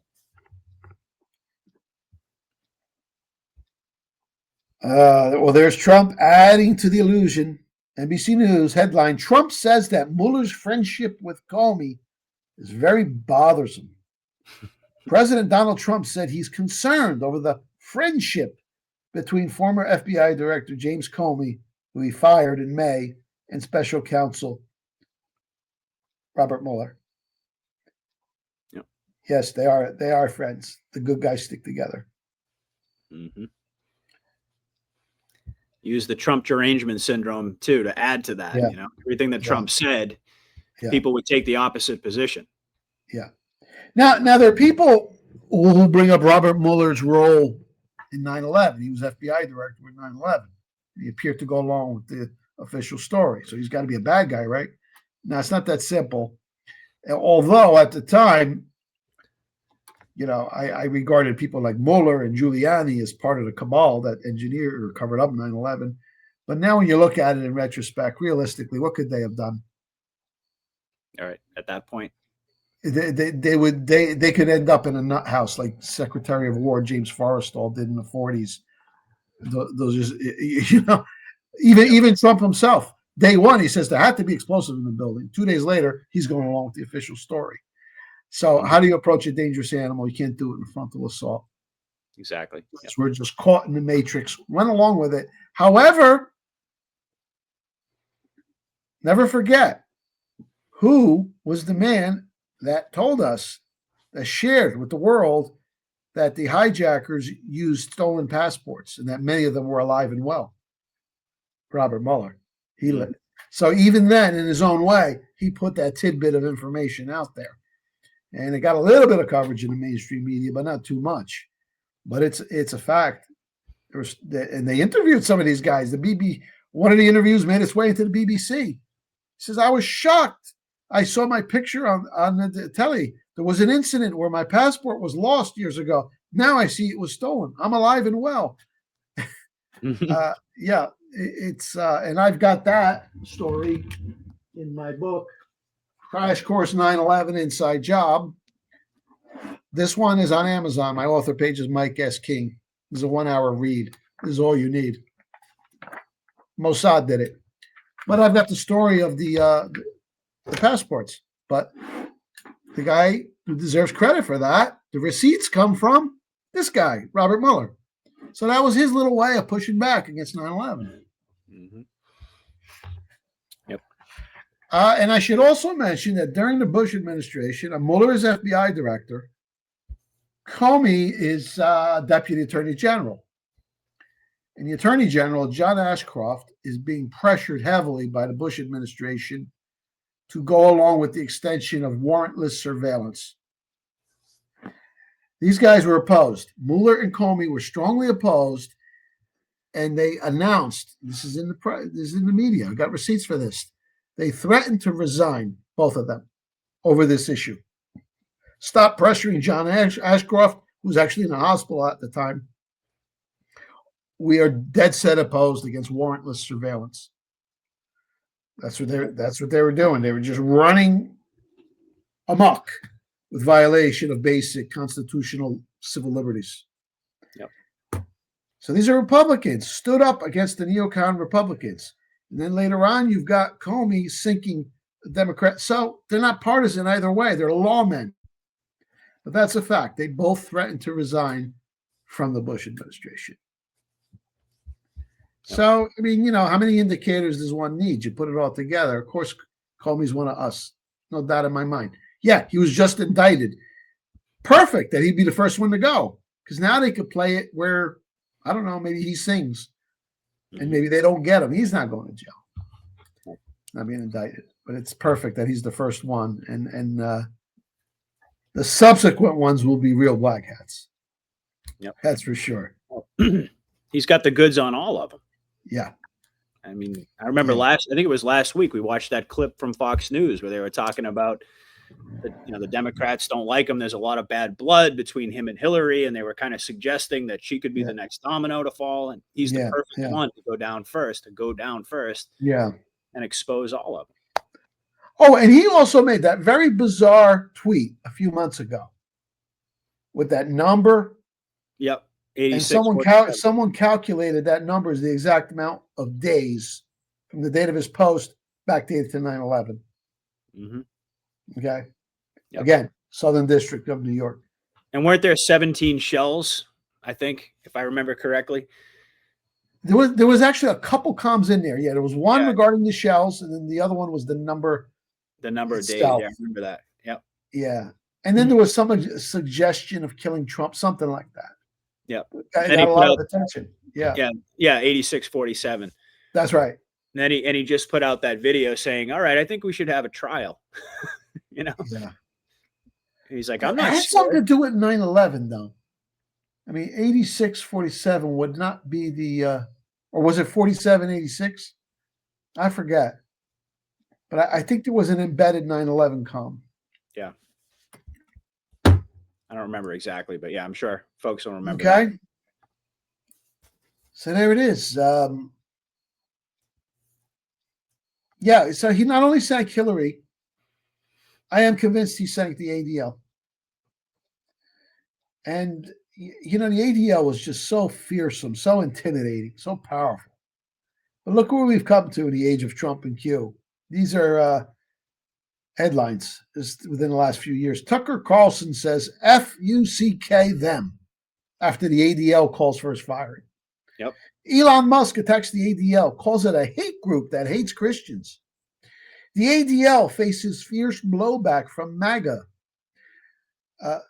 You have to know a bit about history to understand just how fearsome and untouchable and intimidating this group was. And now you got people openly saying F them. They're done. It's just like so many other organizations. The UN in free fall, the New York Times declared.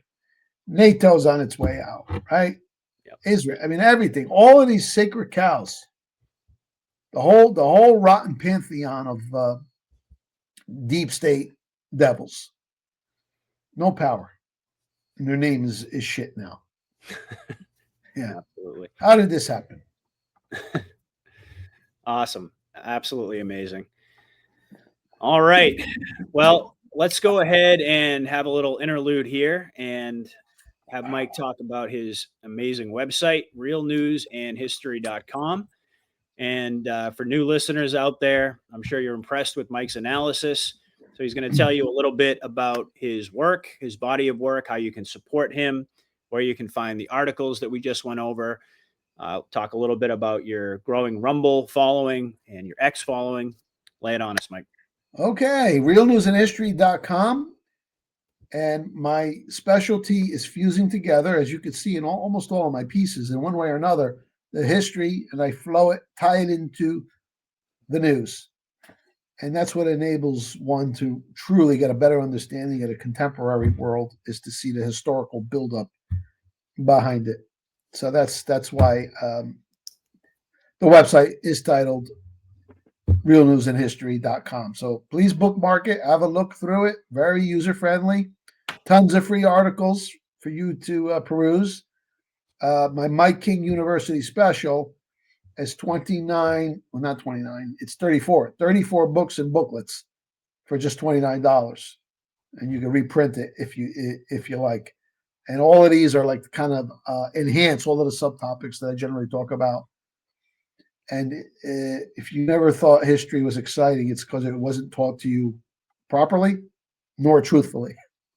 And I make it very clear, concise, easy to understand. You will love history reading these PDFs. If you're someone who prefers to have it in your hand, I've got an Amazon page. It's very simple, Mike King or Mike S. King. Most of my books are available there. Kindle, you can get a lot of them in Kindle format if you have a Kindle, or the paperback versions of the books. The main ones that you've got to have if you're looking to start your Mike King library with: Crash Course NWO, 250 Years, the Globalist Cabal's History, in just 1 hour. I just give you enough of a framework so you understand how we got from A to B and defines the problem. And if you want to go more in depth into the other topics in the book, you see my other books. This is The Happy Ending, The Secret Plan to Save Humanity, the Q Operation. It's an excellent overview. Again, 1 hour, large print, lots of pictures. I am Mr. Concise. I get right to the point. You read these quickly, you can pass it on to others. And this is probably the best hook, because once somebody comes to understand the official story of 9/11 is just absurd, preposterous on its face, it leads to the other stuff. So there's your immortal trio here. These are all 1 hour reads. They make great coffee table books too. You get those at Amazon and a bunch of others at Amazon. Now, my World War II stuff, a lot of people ask me, I didn't see The Bad War. Where's The Bad War? The song that never, you're not going to find that on Amazon. Why? Our friends at the ADL, who we're going to talk about. That's why. The good news is you can go to the website, you look at the menu, either at the books or PDFs page or at the World War II page. You submit an inquiry, and then I send you an invoice. So you can still get those through the website. And it's so important to truly understand the truth about World War II, because that's what lays the foundation for the fake world we live in now. Okay, so that's the website, the books. What else? I appreciate your support. All of this information I'm able to bring, because this is a full-time endeavor. It takes a lot of digging to get some of these factoids out. So for those of you who have supported me, I'm very grateful. There's a donations page, and you can get all the books and PDFs that way. And please continue to do so. And for those of you who maybe don't have the means to do so, you can still help me greatly by spreading the truth of my work, and most importantly, follow me on my Rumble channel, which is Mike King. And I'm pleased to report I'm up to 17.7 thousand followers now and growing. All right. So everybody watching this, it just takes you a few seconds. You go to my Rumble channel, Mike King, you find me, and just follow me. This way you'll get the updates every time I put up a new video. My videos, my sweet spots are like 20 to 30 minutes. Okay. And I talk mainly about historical topics, also about Q related stuff. So that's the Rumble channel. Okay. So it's Rumble, my website, my Amazon page. And that's it in a nutshell. Now, Patriot, you want to say a few nice words about me? Well, I do every week, and it never gets old. By the way, you should definitely follow Mike on X as well, at Real News and History. His handle is @TomatoBubble. But yeah, I mean, I say it every week. Mike is absolutely an incredible researcher, and probably one of the finest, and not even probably one of the finest analysts that we have. There's no doubt about it. That's why I call him the man, the myth, the legend. And it keeps on growing. And people are really catching on to your work and how concise it is. Like you say, one of the best things that I've heard you say is that you're an activist first, and that your books are weapons, and your articles the same way. I mean, we sit here and we talk about them for an hour, but you can literally read Mike's articles in like 3 minutes, and you're going to get an absolutely amazing analysis, and it just builds the picture that, you know, the historical foundation lays the groundwork, but Mike connects the dots between the history and what's going on with the Q operation. And that, to me, is the biggest draw to your work. That's why people love it so much, is because they can see the clear connection going all the way back. I mean, we've done shows going back into like the 17th century, tracing, or the 18th century, tracing the cabal up until present time. So folks really love it. And that's why I have him on every week, folks. I mean, Mike is a primary source for just about every serious anon out there. So make sure you're supporting his work in any way that you can. Buy his books and just give them. You know, it's an amazing red pill. So kudos to you, Mike. As I said, that's the reason I even started this endeavor many years ago is because through all of my research, I would learn all this amazing stuff and then ask myself, well, gee, isn't there somebody who can put this out there in a Reader's Digest version or a Cliff Notes version?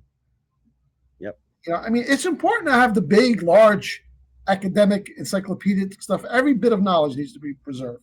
So I'm not knocking thick books with tons of info. But at the same time, remember our purpose here. If we're talking about the Great Awakening, you need stuff that's quick and concise. And one of my mottos is I keep it simple without being simplistic. All right. And that's a delicate balance there, but that's what we need. We need more of, because we need to get people up the learning curve, and they're really not going to do that with a 1,000-page book, no matter how well written it is. No, people don't have the time for that, and not only that, things are moving so quickly. Like you say every week, you blink, you miss something nowadays. It's hard enough just to stay on top of all the recent developments, but that's why it's just so important to understand the foundation of where all of this began, because once you have that foundation, you see everything through an entirely different lens. And it's the history and how it leads into where we're at, and we talk about it every single week. Where are we in terms of the overall trajectory of the operation? And Mike does it better than anybody. So make sure you're supporting his work. So now what we're going to do is we're going to pivot here into the history segment, which we do every week. And we're going to talk a little bit more about the ADL. And that's, like I said, absolutely key to understand how this organization got founded, how they got so powerful, some of the key players that put it into place. And I mean, we just talked about the dismantling of it, but how did we actually get here? So Mike, take us through this Leo Frank case. I'm sure a lot of folks may not be familiar with this, so it should be an interesting segment. So it's something the ADL doesn't widely publicize, but we need to make it more known. Even though the organization is dead now, we need to understand where we were and how far we've come. But that period of time, 1912, 1913, very important years. That was the year of the great rigged election of 1912. Yep. Where they were not going to unseat the incumbent Robert Taft. The cabal wanted him out, and they wanted their boy Woodrow Wilson in. So to that effect, they recruited Teddy Roosevelt to run third party, split the Republican vote in half, and they got their boy wholly owned by this Jewish cabal. Woodrow Wilson was. At this point in time, these fellows are showing themselves, or their names are becoming known. So it wasn't like they're hiding behind Anglo frontmen anymore. Mm-hmm. You had Jacob Schiff, international banker, financed the Russo-Japanese War. He financed the Japanese. The Japanese gave him a medal at the end of the war. He gave him so much money because it damaged Russia. And concurrently with that, he's funding the Bolsheviks within Russia to stage a revolution, which was very bloody and destructive. It failed, but it weakened the regime, and then they came back 12 years later. Yep. That's Jacob Schiff, that guy, who in the 1700s, his family in Frankfurt shared a home with the Rothschilds. Paul Warburg, considered the father of the Federal Reserve. He was also the first director of the Council on Foreign Relations, established in 1921. Big think tank, which essentially runs our foreign policy. And then, of course, Bernard Baruch. He was the one who engineered the stolen election in 1912. He went out and recruited Teddy Roosevelt. It was said by one of Franklin Delano Roosevelt's son-in-law, wrote a book years after. His name was Curtis Dahl. He said Baruch would bring Woodrow Wilson to New York, Democratic headquarters, leading him about as one would a poodle on a string. Mm-hmm. Yeah, I remember that. Well, there was the Red Rabbi, Stephen Weiss, Felix Frankfurter. So it's no question at this time they are gaining enormous power and influence, especially in 1913. They got their Federal Reserve and their income tax, boom, boom, and they got Woodrow Wilson in there. So they needed protection. And this is the history of this Jewish mafia. When you begin sniffing around, what do? It's the first thing their agents do. Oh, anti-Semitism. They hit you with that card. Yep. So they needed a protection racket. Mm-hmm. And that was the ADL. Founded when? 1913. What a year it was. Yeah. That was something. That was immense power grab. So they got Wilson. They got the Fed. They got the income tax. They got rid of the Anglo bankers. Jacob Astor conveniently dies on the Titanic. J.P. Morgan conveniently dies while he's in Italy. And they set up power. First World War. That was a big. They got the First World War. What a time it was! Yeah. Enormous power grab. Now the actual triggering event. Now there's no question that sooner or later they would have established something like the ADL to protect this mafia anyway. But what they used as the triggering event was a 1912 murder, rape and murder of this little girl in Georgia. She's 12 years old, working in a pencil factory. You know, they had child labor back then. And the superintendent of the factory, whose family was like majority shareholder of the factory, was one Leo Frank. He comes from up north, New York, educated at Cornell, and he's the Atlanta leader. He's the leader of the Atlanta chapter of the B'nai B'rith, which is a big Jewish fraternal organization. I don't know, kind of their equivalent of the Freemasons. So he's connected. Okay. So he induces this girl into his office, or she's coming there to get paid, and he raped her brutally, beat her up, murdered her, and she was strangled with a strip of her own petticoat. Her hands were tied. She was bloody, bruised. Really did a job on her. Actually, that was April 1913. It was when the murder happened, when he did this. So, next panel.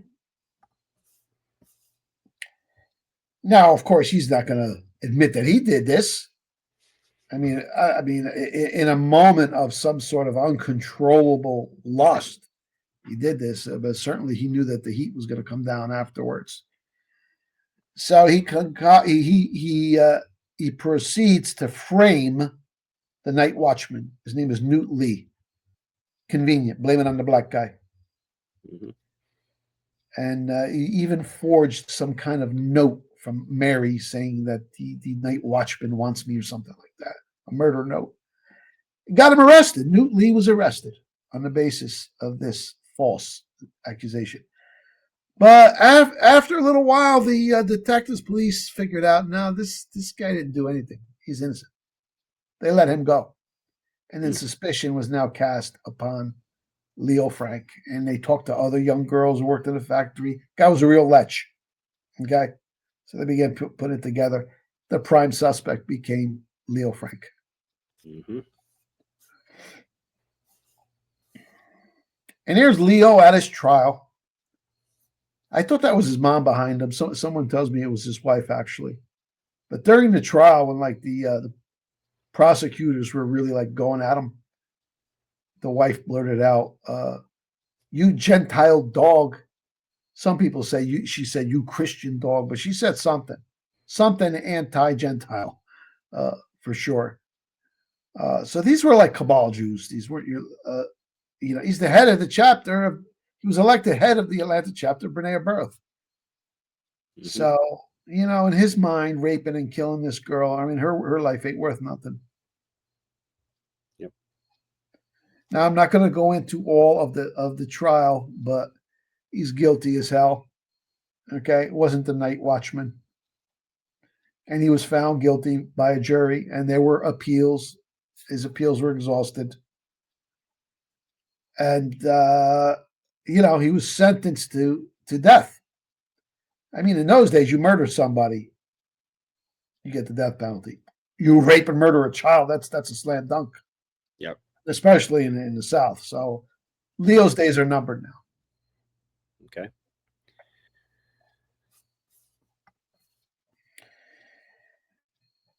But on the way to the execution, I don't know if the authorities did it by hanging or firing squad in those days. I think this is pre-electric chair days, but on the way to his execution, something happened. The governor of Atlanta intervenes. Governor John Stanton intervenes, and as all the appeals were exhausted, commutes his death sentence. He was under heavy pressure from up north. And this is 1913. Woodrow Wilson is president, and we know who controls Woodrow Wilson. These are all B'nai B'rith guys. Somebody's putting heavy heat on this guy to commute a death. He became the most hated man in Georgia. He eventually had to leave the state for doing what he did. Committed career suicide. But question is why? It was the open shut case of guilt. They're putting pressure. Some powerful people want to get Leo Frank off. And at this point in time, people down in Georgia, not only were they irate over the commutation, you imagine what a big story that was at the time. It was huge. Oh, yeah. But they're not only upset, they're coming to fear that sooner or later, they're going to get this son of a bitch off entirely. That was the great fear, that Leo Frank would walk. Mm-hmm.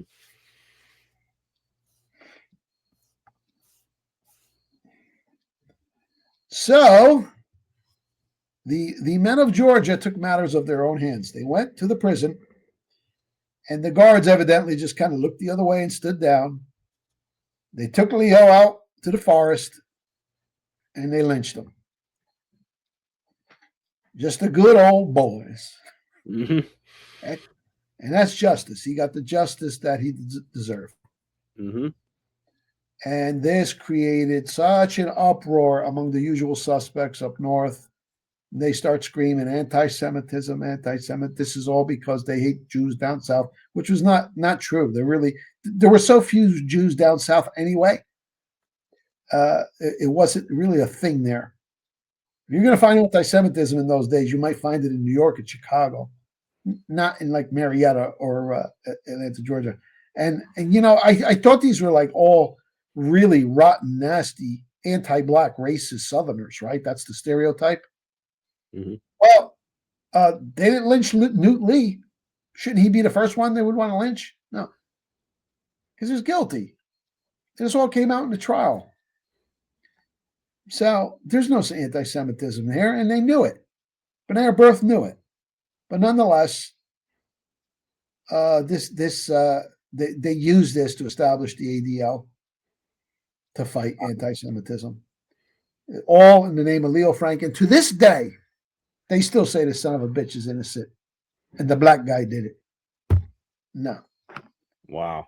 yeah, Boy, they snapped his neck good. oh yeah, yeah. Look at that. Louis the Lech, Look at that. yeah, That's justice right there. that is justice. You imagine the terror that went through that poor little girl must have felt. And But they there's also, the headline from the B'nai B'rith News when it was established. And the first founder and president was Sigmund Livingston of the Chicago B'nai B'rith. Chicago, always a hub. It's where the Communist Party of the United States was founded. Big Satanist hub as well. And they're announcing the formation of the Anti-Defamation League to combat anti-Semitism. Mm. Ever since that time, I mean, what they're combating is truthers and anons who dare to point a finger at, say, the Federal Reserve, for example, or the international bankers, or George Soros, that type of stuff. And this has been their protection, and it's worked for so many years. You don't want to be labeled anti-Semite by the Anti-Defamation League. They put out the press release, and then the fake news, also Jewish-owned, puts that out there, and you're ruined. If you're a politician, a journalist, academic, back in the day, you got tagged with the label anti-Semite by the prestigious Anti-Defamation League. They were so respected and feared. I mean, you were done. So that's what this is. That is why the organization existed, to crush anybody who speaks out against the New World Order. wow. Amazing. Yeah. Amazing how we come full circle, though, you know? Yeah. We were talking about earlier how the whole anti-Semitism card is completely useless now to them. But this is Yeah. where it all began. Yep. Amazing. Absolutely And amazing. it's You know, just oh, go ahead. I was going to say, it's just acquired more and more power and influence decade by decade. And then when during World War II, it began this official relationship with the FBI. And that was more of an intimidation tactic. I mean, because the FBI can't really charge anybody. They just do the investigation and make a criminal referral. DOJ still has to charge you. But just the fact that they're in cahoots with the FBI is intimidating to people. Right. Oh, wow. I say the wrong thing. I could get investigated by the FBI. You know, I don't want them having a file on me. But it's unimaginable that the FBI could have any kind of relationship with this organization. So the relationship between the ADL and the FBI, you said, started during World War II, right? 1940, actually just before our entry. Yeah. Just before. Yeah. And what role did the ADL play in the aftermath of World War II in terms of the Holocaust and that whole psyop? Did they Well, a big role in pushing that? Holocaust denial is considered anti-Semitism. Okay, and researchers like David Irving were branded anti-Semites, and then certain books later on would be removed and removed. So yeah, the Holocaust was big for them as well, because now they could denounce anyone who questions the circumstances or the reality, rather, of what I call the Holocaust. They'll call them anti-Semitic. So now you can shut down historians and researchers and journalism, because they had to preserve the Holocaust. And I mean, that's kind of dying on its own anyway, because it's so long ago now. I don't think it captivates the imagination of young people anymore as much. That's part of the problem. But also now, But they're still indoctrinated with it, though. They still are. No, but I think it's a good time now to really strike some blows against it. Mm. You know, so Well, you and I have talked about the early days when you started getting red pilled about Hitler, but I don't think I've ever really asked you what was the first thing that sort of tipped you off about the Holocaust. I mean, was it research that you were doing at the time, or? yeah. Well, I kind of stumbled across that one, and it's interesting. It was a local newspaper, maybe like 1998-ish or so, ran a story that it picked up in its international section about David Irving, British historian, who was once highly regarded and now became a pariah because he denied the existence of gas chambers and mass extermination, etc. And that story, even though it was very highly unflattering about him, I read things in different ways than most people do. Yeah. I started asking myself, well, wait a minute. It says this guy was a highly regarded academic historian at the top of his game. Why would he throw that all away to pursue this? Mm. It just seems strange. There had to be something to really motivate him. And indeed, career-wise, that was a dead ender for him. I mean, we know him in our circles and we respect him, but this was the kind of fellow who could go around to universities and give talks, right? He could write an article and it'll be published in the New York Times, that kind of guy. But now he starts questioning things, committing deliberate career suicide, which told me, wait a minute, he must believe something. Let me look him up. This is the early days of the internet. Just got my first computer. Yeah. And I start learning about just the impossibility of it. And cremating all these bodies, and then I learned about there was actual forensic tests done on the remains of the so-called gas chambers. All came back negative, and on and on. So I started. I didn't discover the field of Holocaust denial, but I did write a book, The Song That Never Ends, which again, and I consider this my own unique contribution. I do it in such a way that's like clear, concise, summarizes everything. I got to read that one. Yeah, but again, this is my unique signature approach. Yeah. I go out of my way to rely upon what the adversary says, like concessions and admissions that so-called Holocaust scholars in the New York Times have made. And it's really powerful when you can, like, for example, just off the top of my head, there was one Holocaust scholar, his name is Raoul Hilberg, and at a trial, of a Holocaust denial trial, he was cross-examined. This guy's considered one of the top guys, and he admitted. They asked him, has there ever been any document produced proving the Holocaust, like an order given or anything like that? He says, oh, no, there's no documentation of the event. This is one of them. So that Hitler never gave the order to. There's no order. There's no reference to anything about a mass killing, not in anybody's private diary, not in any order, nothing. Yeah, we know there were internments. Nothing about, we killed 200,000 this month. Okay, you're going to have to increase. Nothing like that. No order, nothing, zero. And that's admitted to under oath by this top scholar. Mm. And, I like to do that with my work, especially when I can find what they say. In legal parlance, that's known as testimony against interest. It means even though the guy's a liar, he's saying something that's going against his story, his interest, that you could take as the truth. Mm. But that's a fact. They've been compelled to admit it. So now they changed the story. They used to say, it's the most documented event in world history.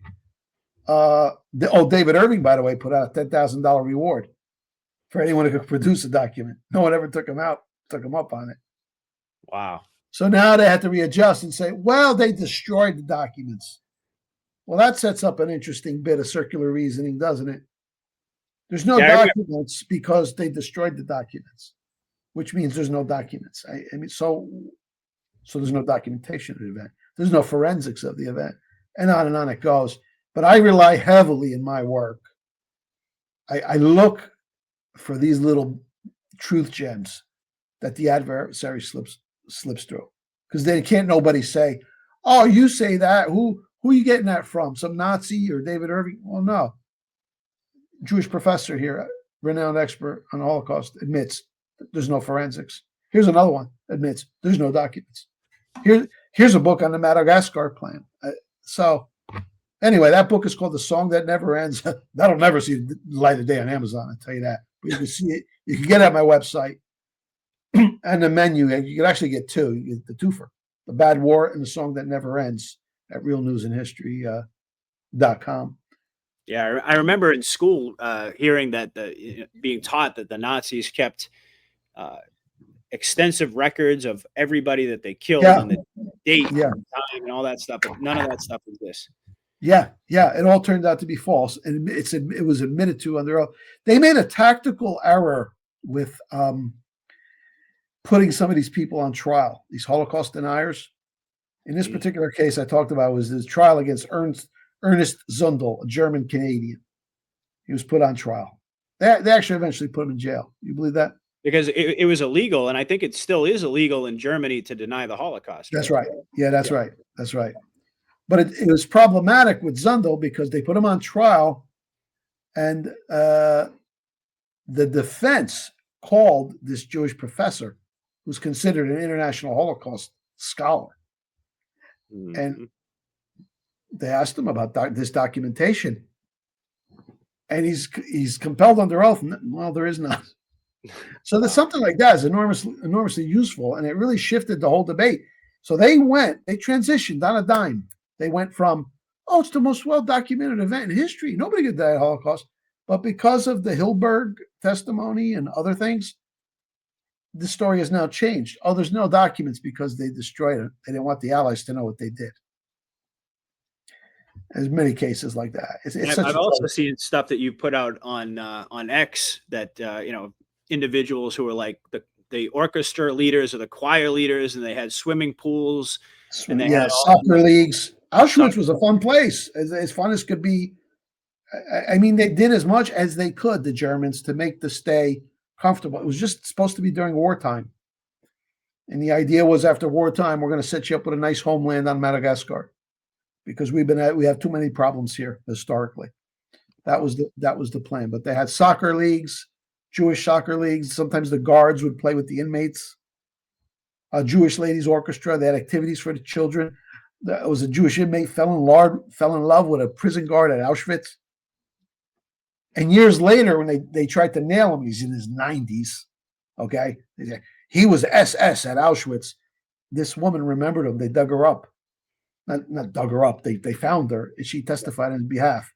Yeah, we were in love. What a nice man he was, and that helped mitigate his sentence.